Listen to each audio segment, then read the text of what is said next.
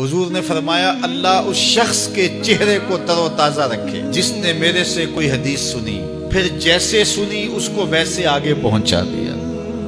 اور آقا کریم نے فرمایا بعض اوقات سنانے والا اس پر اتنا پہنچ کے عمل نہیں کرتا جتنا پھر سننے والا اس کے اوپر عامل ہو جاتا ہے۔ تو جب حضور نے دعا دی ہے کہ اللہ اس شخص کے چہرے کو تر و تازہ رکھے جس نے میری حدیث کو، میرے فرمان کو سنا اور ایسے ہی آگے پہنچا دیا،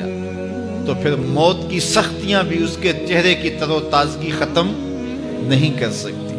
پھر قبر کے لمحے بھی اس کے چہرے کی تر و تازگی کو ختم نہیں کر سکتے۔ حشر کے دن لوگوں کے چہرے مرجھائے ہوں گے، جس کو رسول اللہ کی دعا ہے اس کا چہرہ اس دن بھی تر و تازہ ہو۔ تو حضور علیہ السلام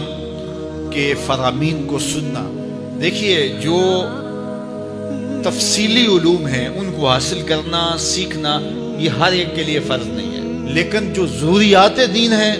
ان کو سیکھنا یہ فرض عین ہے، یہ ہر ایک کے اوپر فرض ہے۔ اگر کوئی نہیں سیکھتا تو وہ گناہگار ہے، اور اس میں نماز کے مسائل ہیں، روزے کے مسائل ہیں، حج کے مسائل ہیں، زکوٰۃ کے مسائل ہیں، اگر کاروبار کرتا ہے تو بیع و شراء کے مسائل ہیں، اور کفر اسلام کی ضروری باتیں ہیں کہ کفر کیا ہے، اسلام کیا ہے۔ تو یہ ساری ضروری چیزیں جو ہیں ایمانیات سے جو تعلق رکھتی ہیں،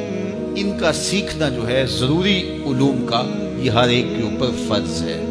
تو اس لیے آپ لوگ اپنا وقت کچھ نکال کر کے جو ہے وہ اس کے لیے صرف کریں، اور ضروریات دین سیکھنے کے لیے کچھ فرصت کے لمحے نکالیں۔